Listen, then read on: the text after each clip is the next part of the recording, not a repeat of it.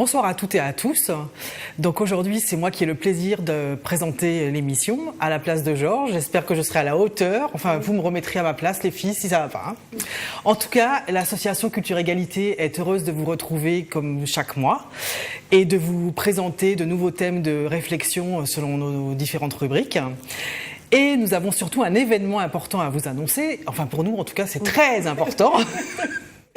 Nous avons enfin un local, une véritable adresse où vous nous trouverez physiquement.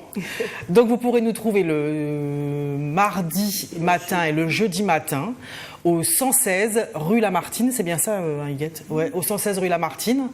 Et nous accueillerons avec plaisir toutes les femmes qui voudront bien nous rencontrer, et qui souhaitent nous rencontrer et poursuivre les réflexions qui sont menées déjà dans nos émissions et dans les interventions que l'on fait habituellement. Et elles pourront trouver notre presse, nos magazines, voilà, nos tout à fait, etc. Tout à fait, Huguette. En attendant, eh bien, nous allons continuer nos petites rubriques. Donc, nous allons commencer petite. Ouais, c'est ça, c'est beaucoup de travail, on sait. Alors, la première rubrique, c'est Kant et Kant, habituellement, donc avec une interview de Nadia Chanville.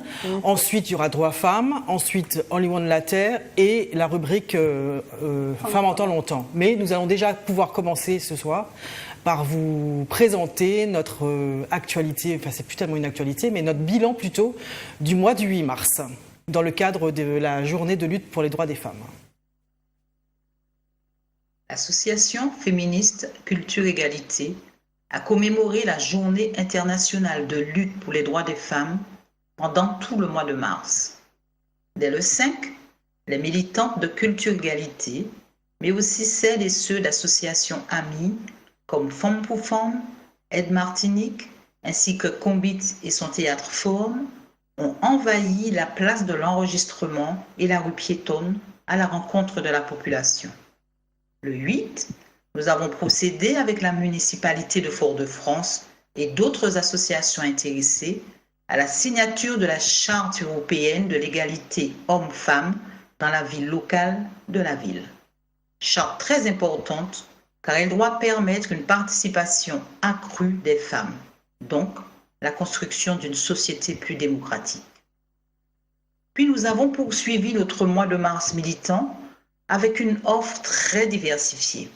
Projection débat autour de Suzanne Roussy-Césaire, une femme sur tous les fronts, et de We Want Sex Equality.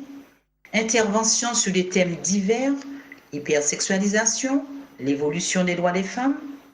Ceci pour répondre à la demande d'un public divers géographiquement, mais également par son âge et sa situation professionnelle.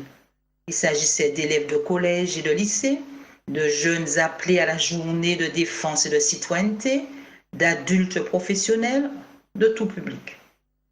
Partout, les réactions ont été enthousiastes, les questions nombreuses et le débat riche et fructueux. Enfin, notre mois de mars s'est terminé avec éclat le 31. Le matin, par notre participation sur notre propre banderole à la manifestation très suivie des syndicats contre la loi de travail, El Khomri, et le soir, par une projection de We Want Sex Equality dans un théâtre autonome marron bondé, le TOM. Bref, au moins 700 personnes touchées directement, des centaines de tracts et de notre journal Fausse distribués, des dizaines de notre revue Carbé Femmes réclamées et vendues, et de nombreuses demandes d'adhésion. Voilà notre bilan pour le 8 mars. Un mois de 8 mars qui nous a permis surtout de travailler significativement à nos objectifs, c'est-à-dire donner des éléments de réflexion aux femmes, les enrichir sur le plan culturel, pour renforcer leur capacité à agir afin d'améliorer leur vie et de transformer la société pour y conquérir toute leur place. Cependant, la fin de mars ne marque pas la fin de notre action. Nous sommes déjà sollicités pour plusieurs interventions en avril. Mais notre agenda est encore ouvert et nos militantes sont prêtes à répondre à toute invitation. À bientôt donc. Donc voilà, vous avez vu que tout au long du 8 mars, nous avons mené nos petites actions, grandes actions. On a en fait suivi nos objectifs, c'est-à-dire de transmettre, conscientiser, transmettre sur l'égalité homme-femme, sur les femmes au travail, sur l'hypersexualisation, sur l'évolution des droits des femmes aussi dans la société. Et on a montré surtout qu'il y avait un très très long travail encore à réaliser en tout cas. Donc nous allons poursuivre avec Kant et Kant, avec une interview de Nadia Chonville qui va vous présenter, vous expliquer un petit peu comment aujourd'hui les jeunes filles se projettent dans la société et où on est tout en fait dans l'égalité filles-garçons. Qui est Nadia Chonville ? Et Nadia Chonville, c'est une jeune femme, doctorante, sociologue, et avec qui nous avons l'habitude de travailler d'ailleurs, qui intervient régulièrement dans nos manifestations. Et qui fait une étude sociologique sur l'Amérique latine en particulier et qui s'intéresse aux relations entre l'homophobie, la sexualité, etc. Et donc effectivement les relations entre les jeunes filles et les jeunes garçons l'intéressent particulièrement. Voilà, on peut y aller. Recevoir dans notre émission, même si elle n'est pas directement sur le plateau, Nadia Chonville pour notre rubrique Ti filles et ti garçons qui a monté Kant et Kant pour une éducation non sexiste, parce que ça c'est important pour nous, que nous puissions éduquer les garçons et les filles avec les mêmes valeurs. Bonjour Nadia Chonville. Bonjour. Alors Nadia, elle est une jeune femme, une jeune martiniquaise de 26 ans, elle a 27 ans mais elle préfère qu'on dise qu'elle a 26 ans, elle n'aime pas le chiffre 7. Non. Alors Nadia c'est une écrivaine.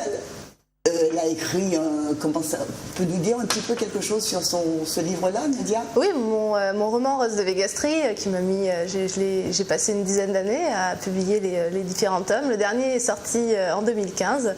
Voilà, l'histoire est terminée. Il est temps maintenant de préparer un nouveau roman. Voilà. Mais Nadia est une doctorante en sociologie sur le thème de l'homophobie. Elle rencontre de nombreux jeunes pour sa thèse, mais pour aussi des interventions qu'elle fait dans les lycées. Et c'est ce regard de sociologue que nous allons interroger aujourd'hui. Et notre première question est de lui demander très très rapidement comment elle perçoit ces relations, les jeunes dans cette relation, cette sensibilité. Est-ce que cette sensibilité entre les garçons et les filles sur la question de l'égalité, comment tu perçois cette affaire ? Comment tu sens les jeunes garçons et les jeunes filles ? Lorsqu'on fait les formations égalité filles-garçons dans les établissements scolaires et même lorsqu'on en parle en classe simplement, on sent que les élèves sont vraiment intéressés par ces questions et même très très tôt. D'ailleurs, tout autant sur la question de l'égalité entre filles et garçons qu'aussi la question de la sexualité qui les intéresse particulièrement et qui est complètement abandonnée à d'autres médias, malheureusement, beaucoup à Internet et à la pornographie, c'est vrai. Et ce sont des choses qui sont tabous, difficiles à aborder pour les professeurs. Et donc parler de ces sujets-là avec des professionnels, ça leur permet vraiment de libérer la parole et ça nous permet à nous aussi de prévenir des comportements qui pourraient être à risque et surtout qui peuvent permettre de reproduire des discriminations. Ça se passe toujours très bien. Les filles comprennent très rapidement ce qu'elles ont à gagner à davantage d'égalité entre les hommes et les femmes. Les garçons, parfois, ça demande un petit peu plus de temps, peut-être parce qu'ils sont inquiets de la possibilité que les modifications des rapports entre hommes et femmes ne soient favorables à un développement de l'homosexualité ou quelque chose comme ça. À partir du moment où on les a rassurés par rapport à ça, ils se rendent compte qu'eux aussi, ils ont énormément à gagner à ce que les hommes et les femmes soient sur un pied d'égalité dans notre société.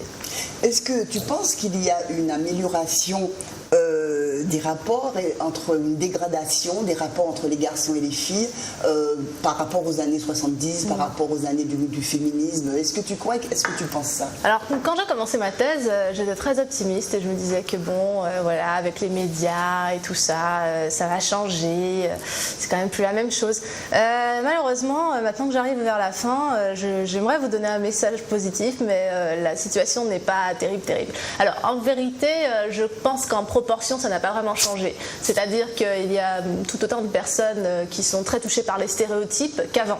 Par contre, la forme des stéréotypes a changé. C'est-à-dire qu'on n'est plus sexiste ou homophobe comme on était sexiste ou homophobe il y a 20 ou 30 ans. Voilà, le discours a changé, les raisons pour lesquelles les jeunes vont être sexistes ont changé, et surtout la manière qu'ils vont avoir d'être sexistes a complètement changé. Mais sur le fond, sur les systèmes de réflexion qui mènent à des comportements sexistes et homophobes sont à peu près toujours les mêmes, et les influences extérieures, notamment des médias, d'Internet, vont permettre à ceux et celles qui sont plutôt favorables à l'égalité de trouver des arguments pour pouvoir davantage aller vers l'égalité, vers un discours en faveur de l'égalité entre les hommes et les femmes. Mais aussi, d'un autre côté, les mêmes médias apportent énormément d'arguments à ceux qui étaient déjà sexistes, qui ont déjà grandi dans un contexte sexiste, et qui vont trouver sur Internet, notamment, beaucoup d'arguments en faveur de la domination masculine, ou bien de l'homophobie entre hommes, par exemple. Tu nous disais tout à l'heure que la forme a changé. Est-ce que tu peux nous en dire un petit peu plus ? Eh bien, déjà, le numérique change complètement la donne, et puis la pornographie. Je crois que c'est un sujet dont il faut parler, parce qu'avant, c'était simplement, c'était quand même assez confidentiel. Si on remonte, tu me parles des années 70, disons 80 aussi, on est quand même dans des contextes où la pornographie, c'était regarder les catalogues, c'était des petits magazines qui se passaient sous le manteau, mais je veux dire, parents, puisqu'on parle aux parents, considérez qu'à partir du moment où vous avez donné un smartphone à votre enfant, il regarde des films porno. C'est quand même assez terrible. Si vous regardez les études sur Internet, vous allez voir les résultats des statistiques. On est dans une situation dramatique, c'est-à-dire qu'à partir du moment où ils ont accès aux écrans, ils peuvent avoir accès à ces images. Et ça construit une image du rapport entre les hommes et les femmes qui est complètement qui est dramatique. Une situation de domination totale, de salissure des femmes aussi, de violence qui n'a rien à voir avec la véritable sexualité. Et avant même d'avoir expérimenté, approché ne serait-ce que d'un pouce la sexualité, les enfants ont un rapport, se projettent dans quelque chose qui est très dégradant pour les femmes. Donc ça, par exemple, je trouve que c'est l'une des mutations majeures qu'il y a eu dans la génération actuelle.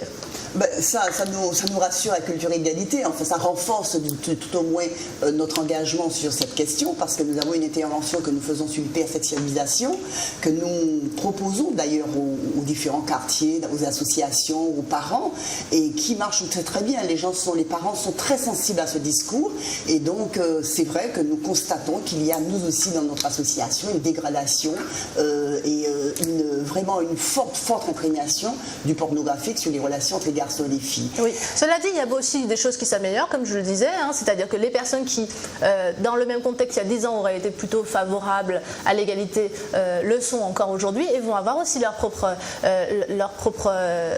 parcours différent. Ce qui fait que les filles et les garçons qui sont ouverts à la question de l'égalité entre les filles et les garçons vont avoir un débat, un discours aussi beaucoup plus ouvert, et vont être proactifs auprès de leurs camarades pour pouvoir impulser des discours en faveur de l'égalité. Donc ça fonctionne dans les deux sens. Je dis juste que le rapport de force n'a pas changé, mais la forme a changé, et je dirais que le discours est beaucoup plus ouvert et plus fort, et ça c'est positif, que les gens discutent même s'ils ne sont pas d'accord, qu'on instaure des espaces de discussion où les idées peuvent se confronter. Ça c'est quelque chose qui est positif pour l'avenir. Est-ce que tu penses que les garçons et les filles, et particulièrement les filles, seraient prêtes à se mobiliser, à s'engager sur ces questions-là? Est-ce que tu ressens cette envie de s'engager, cette envie de... Et sur quoi ces jeunes filles Oui, dans les deux sens d'ailleurs. C'est vrai que déjà l'émergence de moyens de communication très, très, très denses, notamment dans les réseaux sociaux et sur Internet, les y encourage. Et par ailleurs, comme je l'ai dit, sur le fond ça n'a pas changé, mais la forme, elle a changé, et les jeunes ont envie de s'engager pas forcément dans les formes associatives auxquelles nous sommes habitués, mais en tout cas beaucoup sur les réseaux sociaux.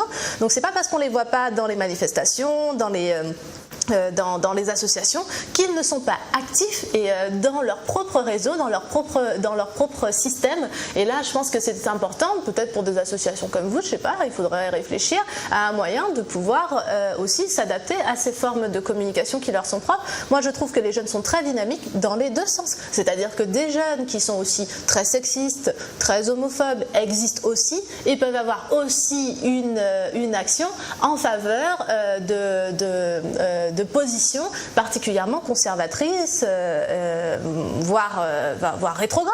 Voilà. Et il faut ouvrir les yeux. Il y a des jeunes qui considèrent que les femmes doivent rester à la maison et faire des enfants et que plein d'activités ne sont pas réservées aux femmes et qu'un homme, ça doit être ci, ça doit être ça peut pas être autrement.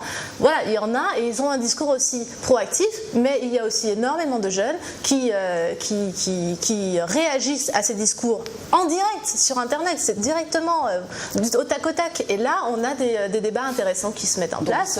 C'est dynamique. Il s'agit de choisir ces supports de communication et d'entrer en interaction avec eux. Eh bien, c'est à vous de faire après vos choix en tant que militante, mais du point de vue scientifique, si vous voulez, je crois que cette bataille, en tout cas, dans cette génération-là, se joue sur les réseaux sociaux et qu'elle est très active. C'est-à-dire que les jeunes, ils voient bien qu'ils sont dans un contexte politico-médiatique où on parle énormément de ça. Ils en parlent tout autant et c'est intéressant en classe, notamment dans les animations, mais aussi dans n'importe quel type de cours, lorsqu'il y a quelque chose qui se passe dans la classe qui est de l'ordre du sexisme ou de l'homophobie, de réagir et d'encourager les jeunes à discuter. Et là, on se rend compte qu'ils ont envie de discuter et qu'ils disent des choses très intéressantes. Et pour conclure, Nadia, qu'est-ce que tu pourrais donner comme mot, une phrase, quelque chose aux parents? Qu'est-ce que tu pourrais leur dire? Qu'est-ce que tu as envie de dire aux parents là aujourd'hui? D'éviter d'acheter des smartphones à leurs enfants. Trop tôt. Trop tôt, voilà, par exemple.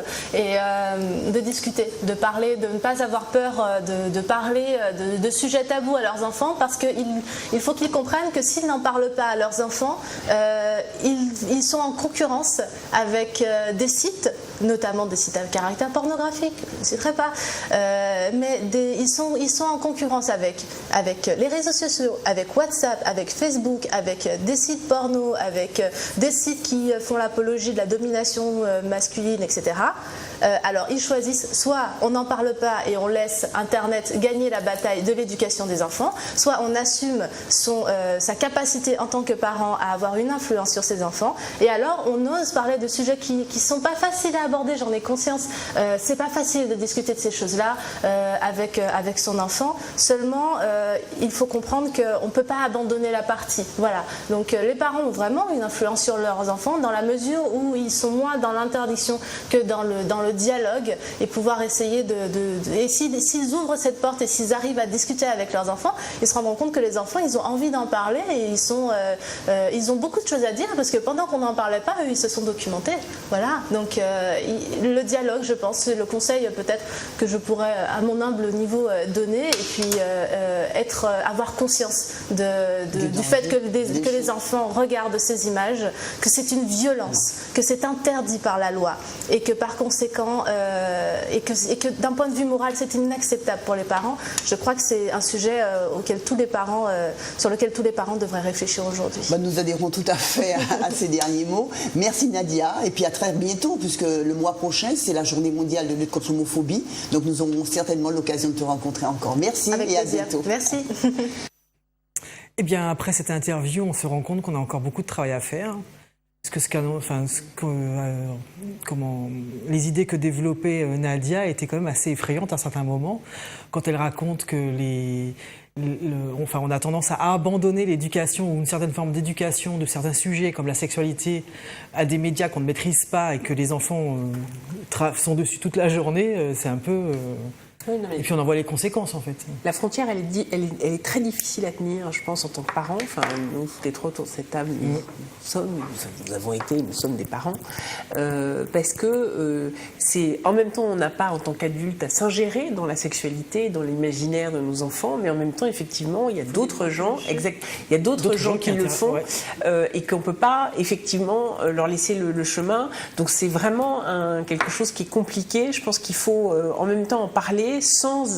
Il faut être précis sans l'être trop, c'est-à-dire qu'en même temps on ne peut pas voilà, ça me paraît quelque chose de difficile, mais en tout cas, la parole, effectivement, me paraît la seule solution, et le décryptage, en fait. C'est-à-dire expliquer que c'est du cinéma, parce que les jeunes n'ont pas conscience que c'est du cinéma, parce qu'on leur présente ça comme étant une réalité, voilà, qu'on simule, mais en fait, que c'est comme ça, qu'on fait semblant, mais c'est comme ça dans la vie.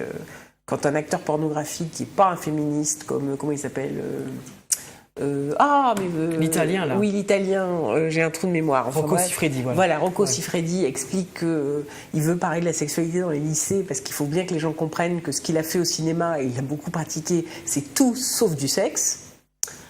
C'est quand même fort, quoi. Je veux dire, lui, il le sait, hein, que c'était pas de la sexualité qu'il avait derrière les caméras, enfin devant les caméras, voilà. Ouais. Ce serait bien que nos jeunes le sachent aussi. Tout à fait. Et bien, ce sont les derniers bons mots de cette interview. Nous allons passer maintenant à la rubrique Droits femmes. Et nous allons à nouveau développer la loi El Khomri, mais sur ses conséquences sur les femmes particulièrement. Alors,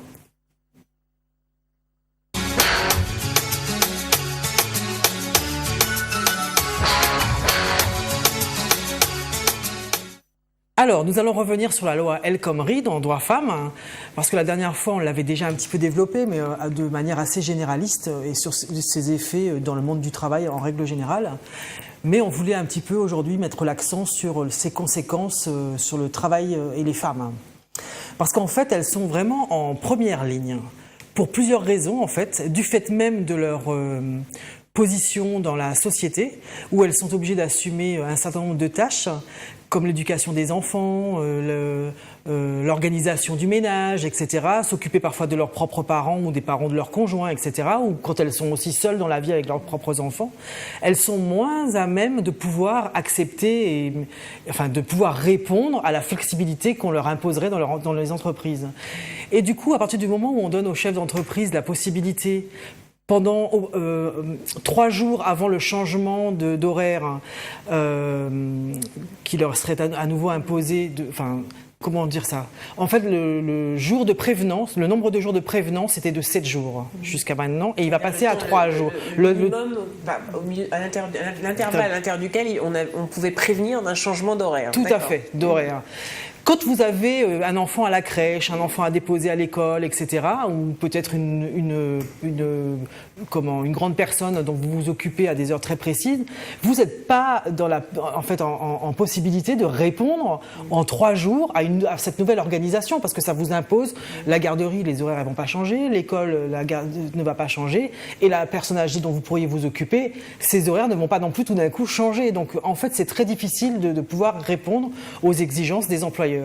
Et comme dans le même temps, on facilite les licenciements, à partir du moment où vous allez refuser une modification de votre temps de travail, ça pourrait être une justification d'un licenciement parce que vous n'êtes pas assez flexible. Or, de nombreuses femmes travaillent dans des entreprises où les syndicats ne sont pas représentés, donc elles n'auront aucun moyen en fait d'établir un rapport de force, et en fait elles seront vraiment à la merci des décisions comme ça des employeurs qui voudront changer les horaires. Oui. Je voulais juste mettre quelque chose d'abominable, c'est un peu la quadrature du cercle, c'est d'un certain point de vue, parce que la société est très inégalitaire avec les femmes, c'est-à-dire qu'en gros, au départ, indépendamment du travail, ce sont les femmes qui gèrent la famille et c'est la femme qui gère les enfants. Tout à fait. Donc comme elles ont ça en plus, à partir du moment où on crée une loi où le travail va être flexible, ça veut dire que comme ce sont elles qui s'occupent des enfants, de la famille, etc., ce sont elles qui vont avoir à gérer dans l'urgence, quelque chose qui est ingérable dans l'urgence. Donc ça veut dire, et c'est ce que dit Sylvie, d'abord il y a des licenciements, mais moi ce que je crains aussi, c'est que quand vous vous retrouvez, imaginons, je gagne 1 200 € bruts par mois, 1 300 € bruts, allez, 1 300 € bruts par mois.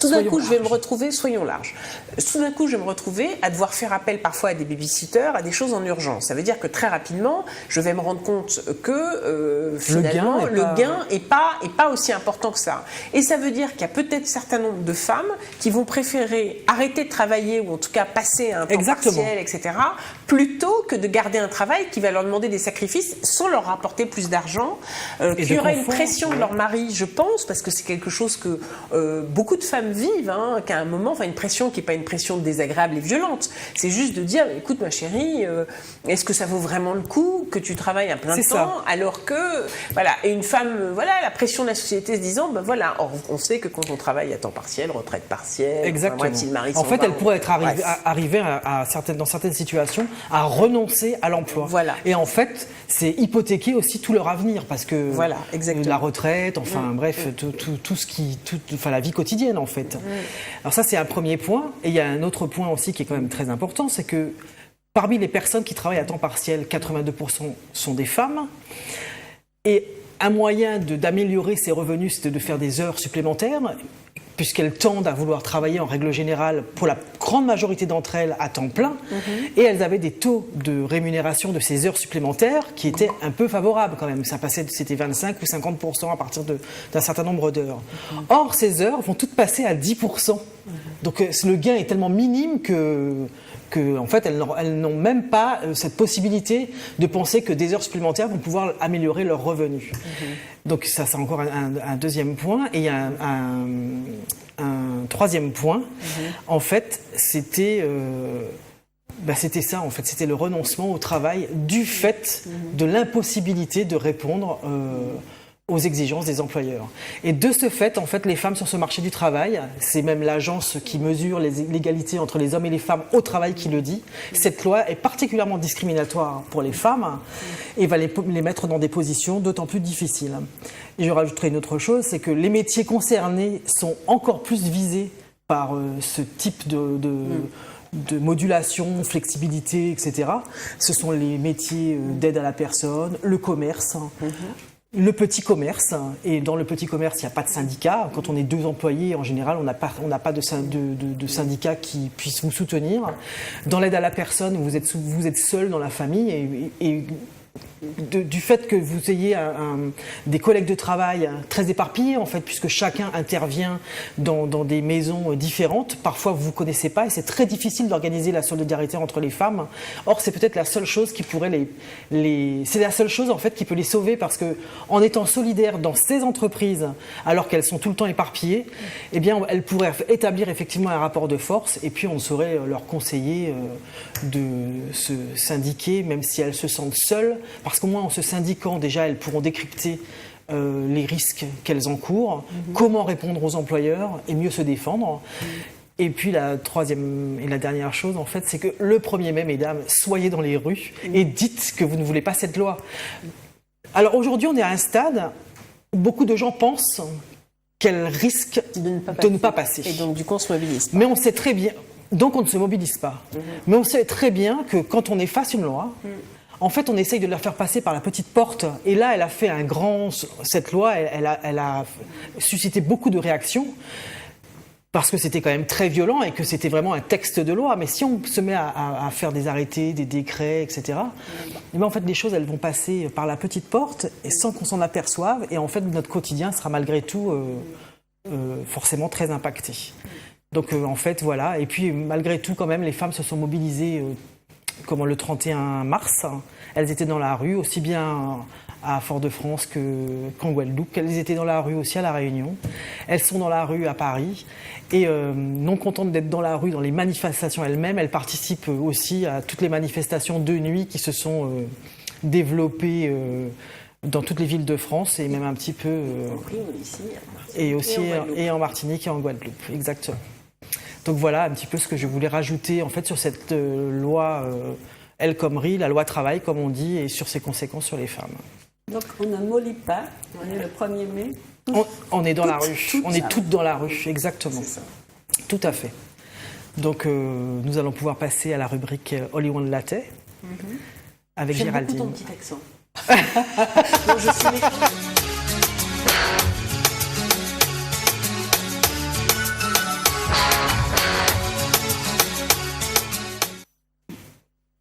Donc voilà, nous allons passer à la rubrique Only One de la Terre avec Géraldine.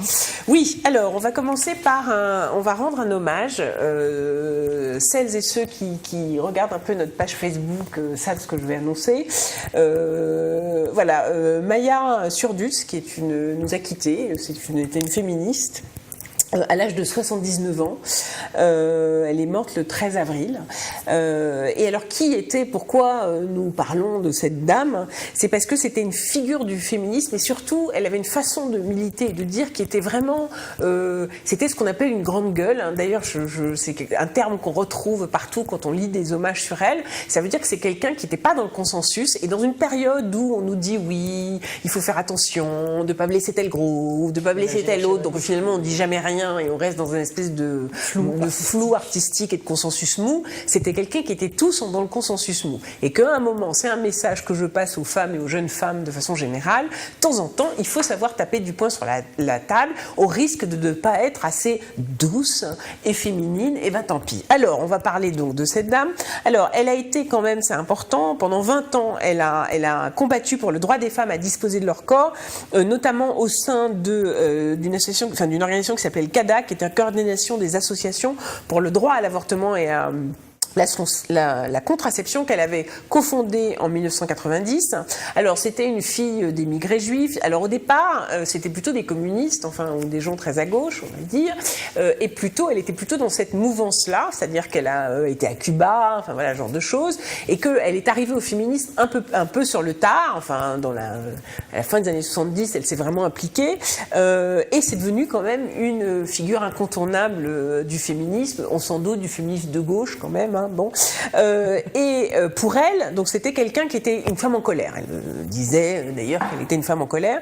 Alors en 90, pourquoi elle avait monté cette coordination des associations pour le droit à l'avortement et à la contraception, c'est parce qu'il y avait à l'époque des commandos anti-avortement. On a un peu oublié, ça revient, hein, des commandos anti-avortement avec qui s'abritait à l'époque en France derrière une association qui s'appelait SOS Tout Petit. C'est mignon, comment on peut pas, voilà, hein, SOS Tout Petit, tout le monde est d'accord. Eh bien non, et donc qui empêchait, qui culpabilisait les femmes à l'entrée enfin surtout à l'entrée des centres d'avortement. Il n'y en a plus beaucoup d'ailleurs, hein, maintenant l'endroit où on peut avorter en France.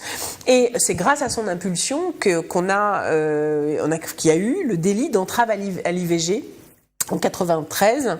C'est récent, quand même. Voilà, absolument. C'est en 93. Ouais. Avant 93, on pouvait entraver l'IVG. Et c'est une femme qui, pendant très longtemps, en 95, à l'époque où toute la France se mobilisait contre Juppé, c'était les premières lois pour modifier le système de retraite, la sécurité sociale. Enfin, c'était déjà le début de la fin. Tout le monde manifestait dans la rue. Ça a été une des plus grosses grèves qu'ait connue la France à part 68, après 1968. Et elle était dans la rue pour réclamer, elle était une petite voix dissonante qui disait oui, non, ça c'est très bien, mais il faut aussi en profiter pour réclamer une égalité salariale vraie entre les hommes et les femmes. Voilà, donc c'est une femme qui a été de façon générale extrêmement engagée, qui était contre la prostitution, qui était pour l'abolition de la prostitution, qui a milité aussi à ras le front. Et alors en 95, on va conclure par cette citation qu'elle avait faite à Libération. Enfin voilà, le féminisme est discrédité comme la Révolution, parce qu'il signifie une remise en cause profonde de la société. Les jeunes femmes n'ont pas suivi parce qu'elles croient qu'elles ont tout, mais elles se trompent. Les lois passent quoi? Parce que c'est à l'époque, c'est Le Pen un peu beaucoup, et le lobby anti-avortement et tout le reste, c'est aussi Le Pen un peu beaucoup. Ça veut dire qu'en gros, elle est en train de dire, et elle disait à l'époque, que toutes ces lois qui étaient hostiles, qui étaient un retour sur les femmes, c'est l'extrême droite. Et il faut que les femmes le sachent, il y a un retour, c'est plus en plus difficile d'obtenir un remboursement de la contraception. Il est plus difficile en France, même si la loi est pour nous, de se faire avorter. C'est pas évident. Voilà. Donc ça, c'est un recul, et ce sont les forces conservatrices qui sont responsables de ça. La deuxième chose... En tout cas, elle nous ressemble. Qui? Maya. Oui. On lui ressemble. Oui. Disons. Enfin, j'espère. On lui ressemble. J'espère. D'ajouter aussi que c'était une vraie internationaliste. Oui. Elle a milité un peu partout, et puis pour tous les droits de toutes les femmes partout. Oui. La deuxième photo que vous voyez, c'est en fait une brigade. Alors c'est un peu particulier, mais enfin quand même en Inde. Donc c'est un événement historique en Inde. Alors là, je vais lire parce que je vais avoir du mal à prononcer et je vous prie aux hindouistes de m'excuser, ceux qui sont un peu au courant de ce que je raconte, des prononciations hasardeuses. Voilà. Alors il y a une brigade en Inde qui s'appelle la brigade Baumata, qui est constituée de femmes de toute origine sociale et de tout âge, et qui lutte pour l'égalité de façon générale en Inde, pour l'égalité entre les hommes et les femmes. Donc on ne vient pas nous dire encore que c'est un combat d'occidental, c'est pas vrai, c'est dans le monde entier. Et donc en fait ces femmes-là, elles viennent d'obtenir une victoire parce qu'en Inde il y avait un temple qui s'appelle le temple, alors attention je vais le dire, Shani Shingnapur, je ne dois pas le prononcer bien, qui était interdit aux femmes. Et elles ont obtenu, après 400 ans d'interdiction, elles ont obtenu que le tribunal en Inde condamne ça et dise aux prêtres de ce temple qu'ils n'avaient absolument pas le droit, il n'y avait rien dans les textes qui le justifiaient, donc ils n'avaient absolument pas le droit d'interdire l'accès au temple des femmes. Alors moi j'attends le moment où dans certaines religions on va dire ah non, dans les textes il n'y a pas de raison que les femmes soient en haut, les hommes en bas, ou qu'ils soient à droite ou à gauche, enfin etc. Là je vais, ça arrivera peut-être un jour. Donc voilà, elles ont obtenu ça, et à la tête de ce mouvement de femmes, il y a une femme qui s'appelle Trupti Desai, dont on voit la photo, en fait, c'est elle dont on voit la photo, qui a été plusieurs fois arrêtée pour avoir essayé d'entrer dans des sanctuaires, de façon générale, qui étaient réservés aux femmes. Alors, qui étaient réservés aux hommes, voilà, pardon. Alors, je cite, notre moteur, c'est l'égalité entre les sexes, c'est le sens de notre combat. Nous luttons en organisant des manifestations et diverses actions, mais il y a des risques. Nous avons été déjà arrêtés 4 ou 5 fois par la police. Donc au total, c'est environ 5500 femmes, hein, c'est quand même pas mal, dans l'ouest de l'Inde, qui sont, parce que c'est déterminées à lutter pour l'égalité. Alors, bonne nouvelle. Alors quand même, je voudrais dire, juste comme ça, j'aurais dû commencer comme ça, que c'est très dur de trouver des nouvelles positives sur les femmes, parce qu'on avait dit, on va arrêter de dire partout, alors celle-là, on l'a violée, tuée, le nombre de viols augmente. Je le dis, il faut être complètement honnête, c'est un vrai effort, parce que la majorité des nouvelles sont quand même très mauvaises pour la situation des femmes de façon générale dans le monde. Voilà. Donc bon, une bonne nouvelle, si on peut l'espérer. Donc c'est Helen Clark qui est l'ancienne première ministre de Nouvelle-Zélande et qui qui voudrait remplacer El Ki-moon, donc le secrétaire général de l'ONU, Ban Ki-moon, pardon. Mais rien n'est joué. Donc elle, c'est cette femme, ce qui est intéressant, c'est qu'elle est féministe. De façon assumée, enfin elle le dit depuis longtemps, donc c'était l'ancienne première ministre de Nouvelle-Zélande, c'est une femme qui en plus, elle aussi, c'est une femme militante antinucléaire, elle s'est depuis 20 ans déjà engagée pour le développement durable, contre les politiques anti-migratoires, excusez-moi, mais enfin c'est quand même pas mal, hein, et elle milite également pour l'engagement des femmes en politique avec un slogan « Yes, she can », voilà. Donc on espère très fort qu'elle va gagner, mais il y a des grosses oppositions, parce que normalement ça doit être les pays de l'Est, et il y a une Bulgare, mais la Bulgare, elle n'est pas très féministe, elle est contre l'avortement, enfin bon bref, donc comme quoi les femmes ne signifient pas forcément le progrès, absolument. Et enfin, alors il y a quelque chose qui est quand même important, on revient à la France. Parce qu'en France, il se passe quelque chose d'assez étonnant. Vous savez depuis 2012, il y a une obligation pour les entreprises de plus de 50 salariés d'avoir une égalité salariale, enfin une égalité de traitement professionnel entre les hommes et les femmes. Évidemment, il y a des entreprises de plus de 50 employés qui n'ont pas mis en place les mesures nécessaires et donc qui contreviennent à cela.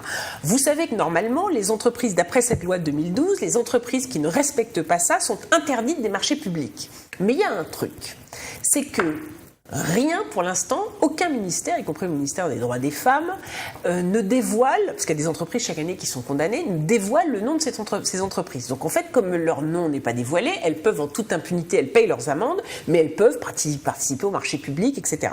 Et alors, il y a un jeune militant écologiste qui se dit ouvertement aussi militant féministe, qui a déposé une plainte au tribunal administratif pour obtenir que la liste de ces entreprises soit rendue publique. Donc c'était le 7 avril dernier. alors il dit qu'on doit, c'est la transparence, qu'après tout, vous comme moi, et lui également, nous payons nos impôts et nous avons le droit de savoir que donc, quand il y a des marchés publics, ça veut dire que notre argent sert à payer des entreprises et qu'il faudrait savoir si ces entreprises respectent la loi de l'égalité homme-femme.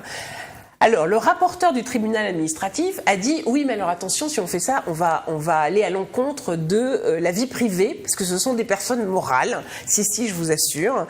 On attend les délibérés, mais enfin, c'est quand même mal barré. Hein, la vie privée des personnes morales. Oui, les entreprises. Du temps, on va, voilà, donc on va, voilà, en disant que telle entreprise ne respecte pas la parité, on porte atteinte à sa vie privée. C'est quand même très grave. Voilà. On attend le résultat fin avril, donc on vous tiendra au courant de ce qui se passe, mais c'est quand même important. Et puis on va finir avec justement la Nuit debout en Martinique. Alors la Nuit debout, qu'est-ce que c'est ? C'est un mouvement qui est né à la suite des manifestations contre la loi El Khomri en France, où les gens se retrouvaient en se disant on veut pas se quitter, quoi, on veut lancer quelque chose. Et donc en Martinique, ça arrive jusqu'à nous. Et le principe, c'est un débat ouvert. Donc ils se retrouvent à la savane, je le dis, tous les jours. C'est ça. Oui, c'est ça. À partir de 19h30, certaines d'entre nous y sont déjà allées, voilà. De façon générale, c'est donner la possibilité aux citoyens et aux citoyennes de reprendre le pouvoir. Et c'est pas juste de la parole, donc on parle évidemment, c'est des espaces de libre parole, mais c'est aussi, on va essayer d'agir, quoi. Voilà. Alors je vais vous lire, et puis ça va être la fin, je vais vous lire leur manifeste très court. Le pouvoir c'est nous, prenons-le. Nuit debout Martinique est un rassemblement libre, ouvert et pluriel de citoyens et de citoyennes qui depuis le 9 avril 2016 se retrouvent sur la savane de Fort-de-France pour réfléchir, inventer notre monde et proposer de nouveaux modes d'action et de vivre ensemble. C'est un mouvement spontané, indépendant de tout parti politique, syndicat, association, qui ne compte ni chef, ni leader, ni leaduse. En écho aux mouvements citoyens internationaux, Nuit debout Martinique est un espace de dialogue, d'action et de réflexion critique. Toutes les luttes et les alternatives y ont leur place pour imaginer et mettre en œuvre une Martinique plus juste, plus solidaire et plus durable autour des règles d'une démocratie vraie. Apportez vos idées parce que le pouvoir c'est vous, on y met notre énergie parce que le pouvoir c'est nous. Voilà. Belle volonté et beau programme. Hein. Absolument.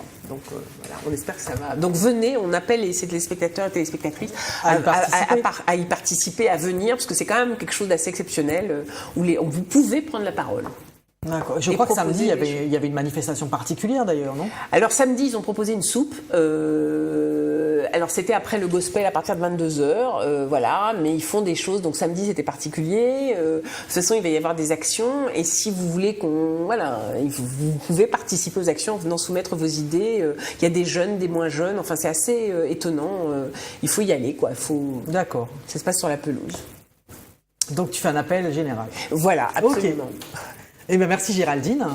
Donc maintenant, nous allons pouvoir passer à la rubrique du Guette, qui va faire un plaisir de le dire en créole, parce que le mien, il est trop abominable. Alors, c'est la rubrique « Femmes en temps longtemps ». Voilà. Et aujourd'hui, nous allons...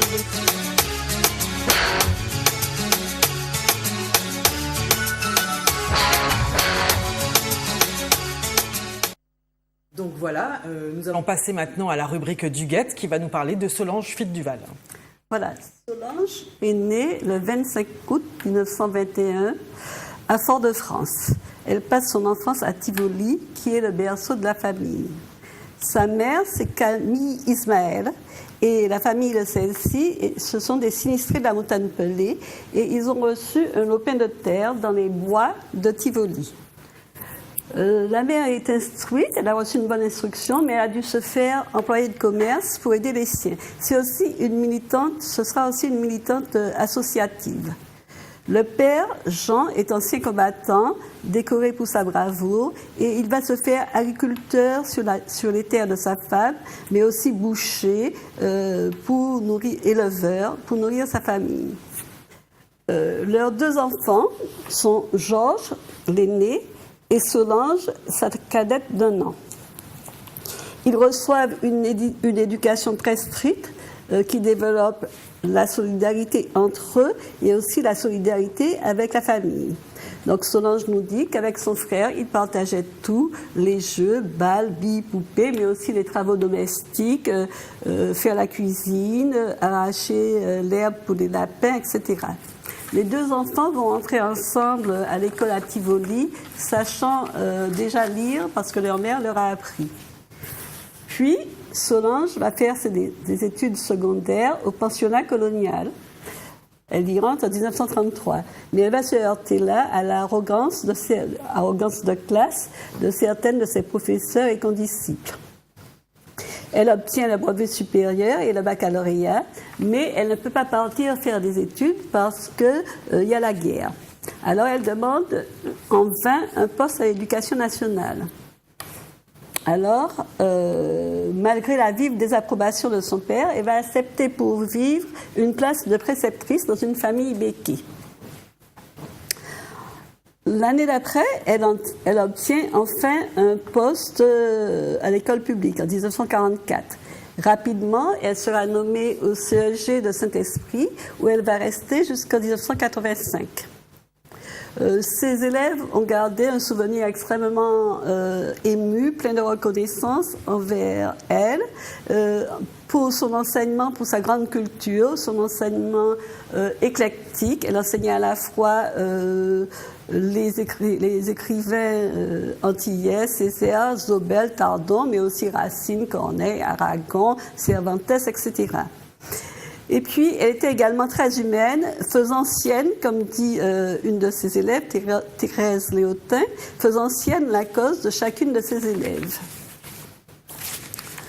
Solange a été également une syndicaliste active à la CGT, puis au Syndicat national des instituteurs. C'était aussi une militante associative qui œuvrait surtout dans le champ de la culture. Elle a fondé et co-administré de nombreuses associations. L'Association de la culture du Saint-Esprit, la Fédération des œuvres laïques, le CMAC, les griots de la Martinique, etc. Avec son frère, elle a créé et assuré les cours d'adultes du Saint-Esprit, et cela non seulement bénévolement, mais à leurs frais. Devant la grande misère des travailleurs après-guerre et constatant selon ses propres mots que ceux qui travaillaient n'avaient rien, tandis qu'il y avait des béquets qui, partant du Lamentais ou des Trois-Îlets, pouvaient dire « des deux côtés de la route, tout ceci est à moi », elle adhère au Parti communiste en même temps que son frère qui devient aussi maire de Saint-Esprit. Ça n'a pas beaucoup changé, ça, quand même, non? Non, pardon pour le mauvais esprit. Pendant toute la mandature de Georges, elle sera sa fidèle collaboratrice. Mais son grand œuvre, c'est l'Union des femmes de la Martinique. Elle rejoint l'Union des femmes dès les débuts en 1946. Elle crée aussi la section du Saint-Esprit avec sa belle-sœur Odette. À cette époque, il faut lutter contre la grande misère de la population et en particulier améliorer l'état sanitaire des mères et des enfants. Donc, c'est l'instauration, avec l'aide du Parti communiste, de la goutte de lait, des centres de PMI, des crèches, PMI, protection maternelle et infantile, des crèches, des cantines, etc. Mais il s'agit aussi, au moment où les femmes obtiennent le droit de vote, de les arracher à l'influence des maris et de l'Église. Plus tard, après la démission de Césaire, il va s'ensuivre une division et un affaiblissement pour l'Union des femmes de la Martinique.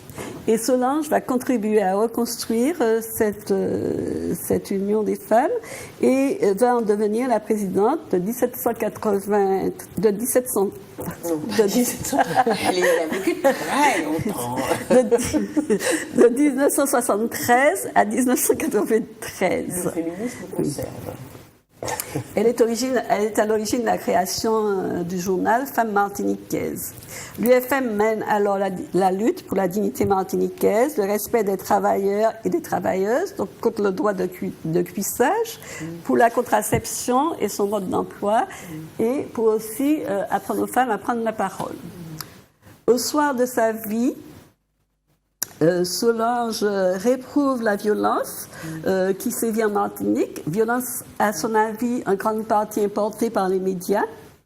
Elle souhaite que les enfants de la Martinique grandissent dans la paix et le bonheur et elle ne regrette rien, affirmant qu'elle restera communiste toute sa vie. De nombreux hommages lui ont été rendus à ce militantisme fidèle de son vivant et après sa mort, à Saint-Esprit, sa commune d'adoption et ailleurs. C'est ainsi qu'entre autres, une exposition Solange Fitt-Duval, Le don de soi, lui a été dédiée à la bibliothèque Schellcher en juin 2011. Son nom a été également donné à une école à Tivoli et à la première maison d'accueil la première maison d'accueil de jour pour les femmes victimes de violences, en janvier 2014, la maison de Solange donc. Par son inlassable fidélité à la cause des démunis, Solange mérite notre reconnaissance, mais bien plus encore, elle doit être un exemple pour nous et pour les jeunes générations. Encore une figure. On a parlé avant, on a parlé pendant tout le mois du 8 mars de Suzanne Roussy-Césaire.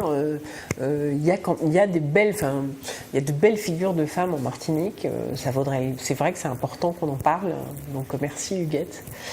Et qu'on s'en souvienne, qu'elles deviennent des exemples. D'ailleurs, ça me fait penser à une petite anecdote en fait. Quand mon fils était au collège à Corridon, un jour, il y avait une réunion parents-prof-élèves et c'était dans une classe, et je crois que c'était une classe de français. Et sur tous les murs, en fait, il y avait des portraits de grands hommes caribéens. Puis à un moment donné, j'ai demandé à la professeure, mais il n'y a rien qui vous choque? Il n'y avait pas une seule femme, elle ne l'avait pas remarqué en fait. C'est-à-dire qu'on parle tellement, on ne parle jamais des rôles de ces femmes, de leurs activités, de leur militantisme, de leur énergie, etc., que c'est vraiment des oubliés, mais d'oubliés, quoi. Elles ont été enfouies, enfin, il n'y a même pas une once de mémoire. Hein. Par contre, c'est incroyable. On a une statue à Joséphine. Oui, par contre, on a une statue à Joséphine. Voilà. Mais elle n'a pas de tête. Oui, c'est vrai. Bon, ceci compensant cela, peut-être, je ne sais pas. Voilà. Oui. Tu devais continuer, donc, Huguette, sur un texte du frère de Solange, c'est ça? Voilà. Qui parle un petit peu de son côté bonne vivante, de femme active, combattante. Oui, en fait, ce que je voulais montrer par ce poème de Georges dédié à Solange, c'est que Solange n'a pas fait que militer dans sa vie. Hein. Et comme beaucoup de militantes, les militants se battent par amour de la vie. Et donc, elle savait apprécier les petits bonheurs. Alors voilà donc un extrait du poème. Les fleurs de ton jardin. C'est bon de voir chez toi, au pied des mousselines, soucis et bégonias mêlés aux capucines, danser la mazioca. C'est bon de voir chez toi, dessous les pétunias, asperges et pâquerettes, anthuriums et dahlias, valser autour des violettes. C'est bon de voir chez toi, à l'ombre des glycines, hortensias et rosiers, sous les frangipaniers, amorcer les biguines. C'est bon de voir chez toi, catléas et pervenches, entourant les cadenas, sous les abris des branches, danser la calinda.